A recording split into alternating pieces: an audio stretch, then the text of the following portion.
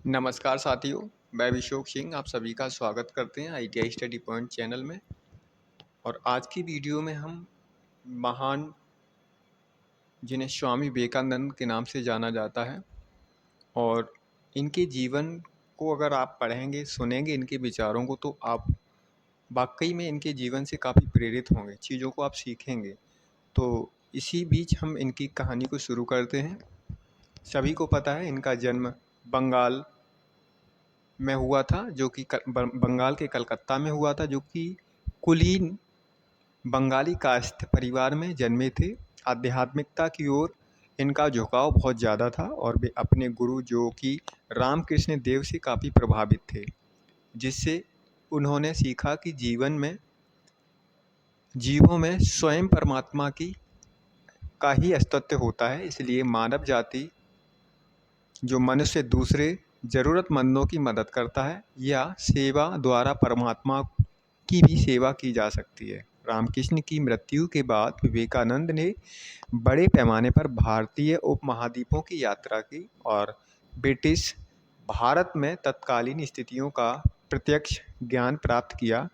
बाद में विश्व धर्म संसद, जो कि 1893 में भारत का प्रतिनिधित्व करने संयुक्त राज्य अमेरिका के लिए प्रस्थान किया। विवेकानंद ने संयुक्त राज्य अमेरिका यानी इंग्लैंड और यूरोप में हिंदू दर्शन के सिद्धांतों का प्रसार किया और कई सार्वजनिक और निजी व्याख्यानों का आयोजन किया। भारत में विवेकानंद को एक देशभक्त सन्यासी के रूप में जाना जाता है।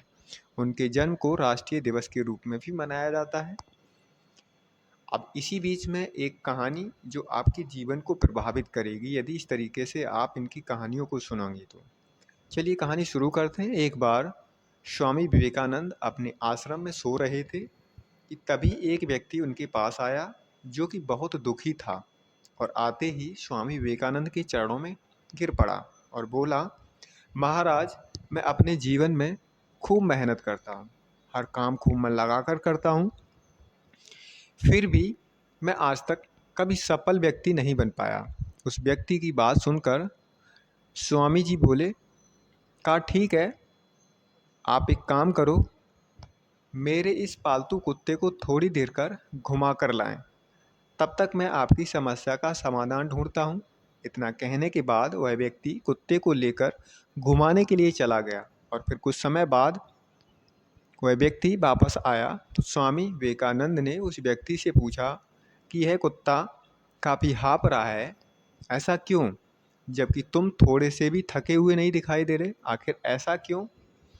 इस पर व्यक्ति ने जवाब दिया कि महाराज, मैं तो सीधा अपने रास्ते पर चल रहा था, जबकि यह कुत्ता इधर उधर रास्ते भर भागता रहा और कुछ भी देखता तो उधर ही दौड़ जाता था, जिसके कारण यह इतना थक गया है। इस पर स्वामी विवेकानंद ने कहा, मुस्कुराते हुए कहा कि बस यही तुम्हारे प्रश्नों का जवाब है, यानी तुम्हारी सफलता की मंजिल तो तुम्हारे सामने ही होती है, लेकिन तुम अपने मंजिल की बजाय इधर उधर भागते हो, जिससे तुम्हारे अपने जीवन को कभी सफल बनाने में कामयाब नहीं हो पाए। यह बात सुनकर व्यक्ति को समझ आ गया था कि यदि सफल होना है तो हमें अपने मंजिल पर ध्यान केंद्रित करना चाहिए। इस कहानी से हमें जो सीखने को मिलता है वो हमें शिक्षा मिलती है कि हमें जो करना चाहिए, कुछ भी बनना है, उस पर ध्यान नहीं देते हैं और दूसरों को देखकर वैसा ही हम अपने जीवन में करने लगते हैं, जिसके कारण हम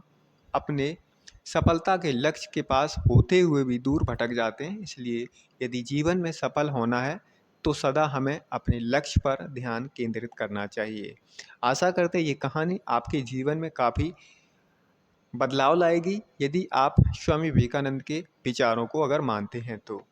इसी में हम बात करेंगे, स्वामी विवेकानंद ने नारी सम्मान की भी बात की, यानी स्वामी विवेकानंद की ख्याति देश विदेश में फैली हुई। एक बार की बात है, स्वामी विवेकानंद समारोह के लिए विदेश गए हुए थे और उसमें उसके समारोह में बहुत विदेशी लोग भी आए हुए थे।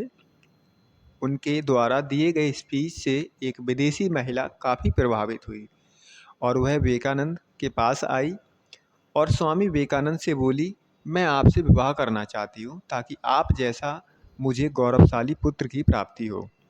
इस बात को सुनकर स्वामी विवेकानंद बोले कि आप जानते हैं कि मैं एक सन्यासी हूँ, भला मैं कैसे विवाह कर सकता हूँ?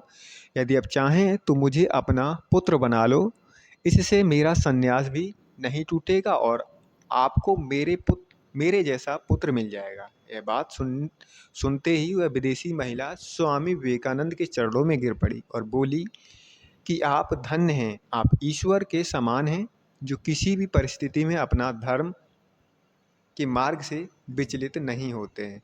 कहानी से हमें शिक्षा मिलती है कि इस कहानी में हमें यही शिक्षा मिलती है कि सच्चा पुरुष वही होता है जो हर परिस्थिति में नारी का सम्मान करे।